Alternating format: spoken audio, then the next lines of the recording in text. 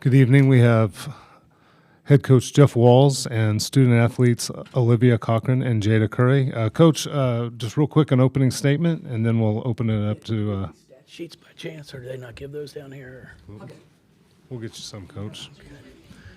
Bucks, yeah, I just because I first want to. I'll start off and just I want to congratulate Nebraska on an incredible year. Amy has done a remarkable job out there. It's been fun to watch, especially having coached there for 4 years and still have friends out there that work in the athletic department. Jeff Creech and Matt Coatney have been the voice of Husker basketball, for a long time. And it was really neat to see them. Jamie Kubik, Hagedorn, she's now one of their senior sport administrators for women's basketball, was on that same team that I had the opportunity to coach and be a part of. And it was really nice to see her as well. It's a game where things go full circle throughout your career. And it's really, it's something special. And that's one of the things when you play a game like this. Sure, you're playing out there to win. But I do feel for her because I've been there. I understand how hard the amount of time and effort your staff, head coaches, the players all put into it, especially this time of the year. And we are a sport where, we don't have bowl games where, okay, you can still end the year on a win, even though you might not win a championship. For us, there's one team that's going to finish the year with a win. The rest of us are finishing with a loss. So it's tough. But I just want to congratulate them. And then our group here, just really, really proud of the fight that our kids showed. We had done such a good job the first 3 quarters of defending and making things hard. And then in that fourth, they scored 10 points in about 3.5 minutes. And that was our problem. Called a timeout, and then we held them to 4 points the next 6:30. And that's why we win a basketball game. So I'm proud of everybody. We had a lot of players play, and a lot contributed. And especially when you're putting as many freshmen out there on the floor as we are, just really, really proud of them. And sorry about my stutter. I got a little head cold, and when head cold comes, it's not good. Okay, we'll open it up to questions to the student athletes, please.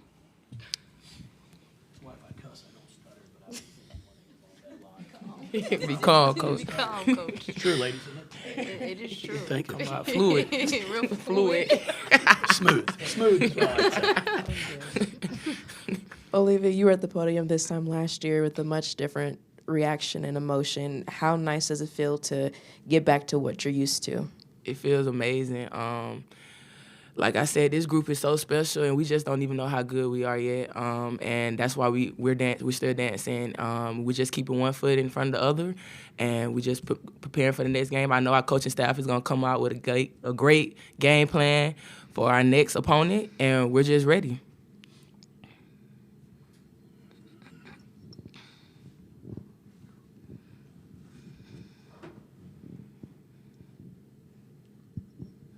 Jayda, Stephen Hawkins with the AP. You had a pretty eventful last couple minutes out there. I was going to ask, when you made that basket, the time basket, you looked like you were kind of hopping a little bit.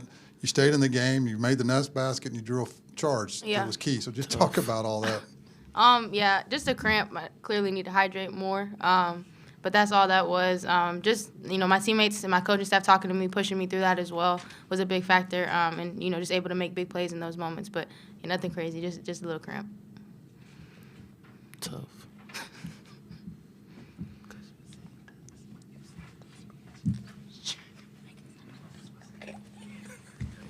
Alexis Cubitt, Louisville Courier Journal. Jayda, you know the standard that is at Louisville. That's obviously why you came here, 2 years ago, whatever it was. I guess how much do you kind of put that on your shoulders, especially in this tournament, to keep you guys going, and just how much does that drive you during those last few minutes? Yeah, I mean, coming from somewhere where, I didn't even make the tournament or get to play and have that opportunity. And then last year, obviously, that's not how we wanted it to go. So being able to come out here today and compete and win this game and move on to the second round is just super fun, super exciting. And I'm excited. And like you talked about that standard, that's something that I came here for. And I feel like we're upholding that standard as of right now. And we're going to continue to do that as we go through this tournament. Olivia, you mentioned the next opponent, so I'll go ahead and ask. The next opponent is TCU and former teammate of yours. Just talk about facing TCU and Haley. They're a great ball club. They're undefeated at home. We're going to go out there and compete. We're going to go forward with the game plan Coach Walz and the coaching staff have for us, and it's just going to be a ball game. That's all I got to say. Go Guards. Questions for the student athletes? Well, ladies, thank you for your time. Thank y'all. Appreciate it. That's great. And then before a question, I'd like to just challenge ESPN and some different things because we get stuck on we don't change a narrative in women's basketball very often.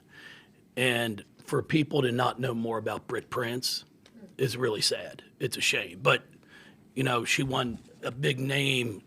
Well, she was to a lot of us in recruiting circles because we sat there and recruited her hard.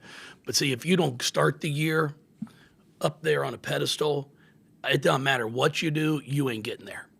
And that's the difference between the men's game and the women's game. We get stuck on a narrative. We'll spend our money and put a preview out there or whatever, and God forbid if we spend any more money on women's basketball because, she's good, but we'll wait till next year. And it's really sad because that kid's special. For a freshman, it's amazing how she played and how good she is. But it's unfortunate that we don't do a better job within women's basketball of just not sticking with one or two or three or five players. Expand it. When somebody starts showing how good they are during the year, God forbid if we do a special on them. So I'll go with questions now. I'm sure I'll get yelled at by people, but I'm not even talking about my own players. So. Any questions for Coach?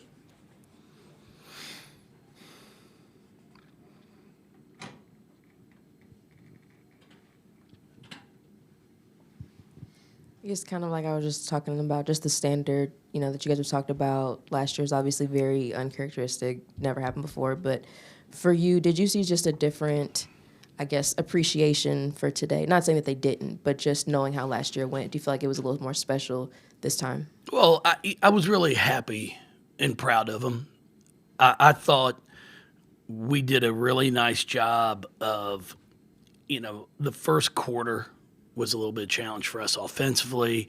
They got up. We cut it to 2 at the end of the quarter. Then we came out in the second, executed extremely well, and pushed it up to, I think, an 8-point lead in the third, and then just had some bonehead plays there to allow them to get back. But we played in a lot of close games. We've had a very, very good schedule. It's one where I always sit here and I've talked to people about it because, we're all trying to figure out this net. I would just like to have someone explain it to me.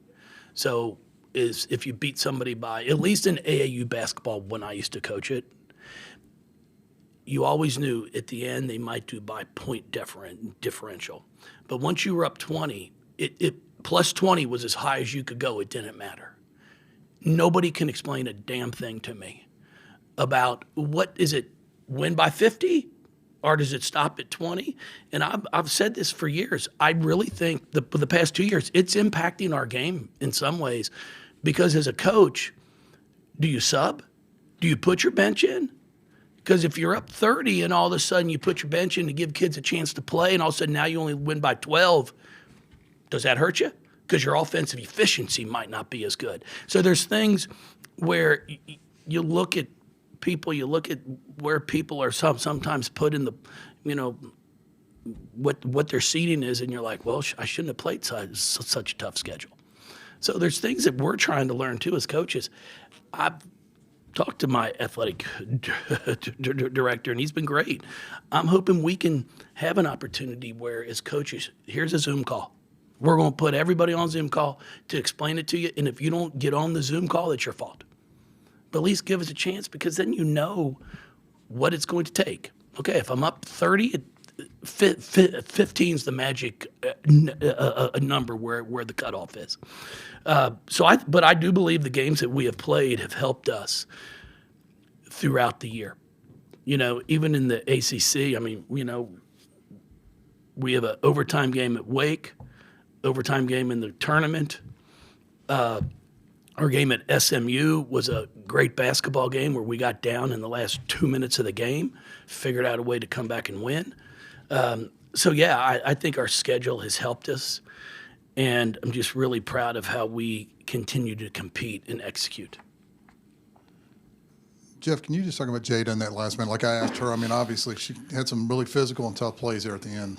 No, I was really proud of her.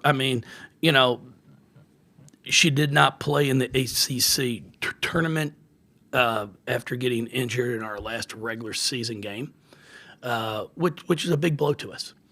But I was really proud of how she gutted it out. And now, we'll try to do as much treatment as we can, because she got hit in the same area, and she's pretty sore right now. So hopefully, we'll see how she can go on Sunday. Obviously, she won't do much in practice tomorrow, except for walk through some things. But we got to make sure that she's ready to play, because she is a big part of what's going on with us. And after all we've talked about, I do have to ask about, obviously, Haley. You had a lot of success with her. You and her had a lot of success together. Just talk about your memories of her as a player when you had her, and just facing her, and she's going to, she went to another Elite Eight last year, so she. We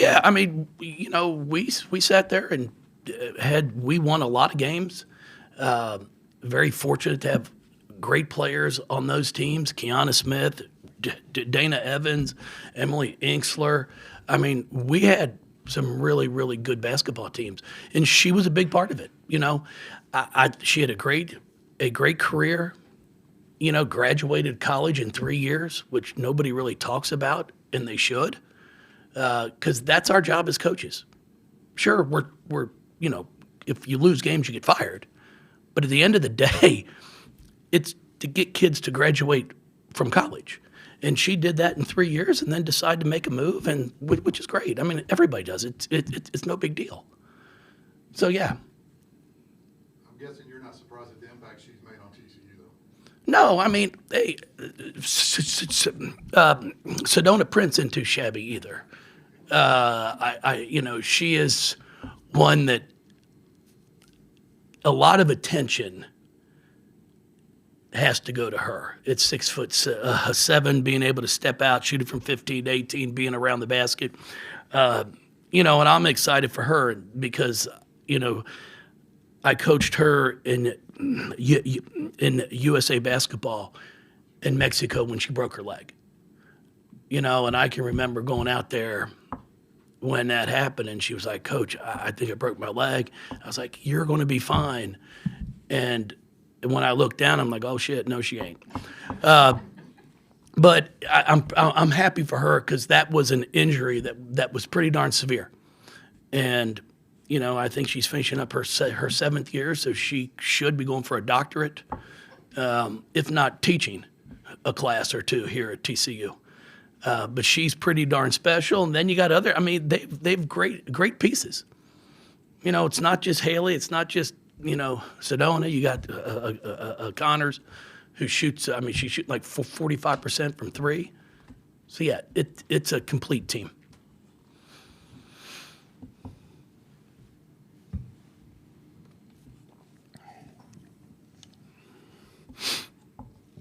You've often talked about those plays that don't always get on the stat sheets, but just, like mentioned, Jayda withdrawing those fouls and stuff or charges. Are those the kind of plays that you feel like are more impactful sometimes than even just the points? Yeah, there's no question about it. The charge she took, because we actually blew our defensive coverage, and Britt was wide open, and I was like, my God, I was kind of surprised she just didn't pull up, because she was wide open. And Jay did a really nice job of stepping over and standing there and taking the charge. And then I've got to say thanks to the officials for making the correct call.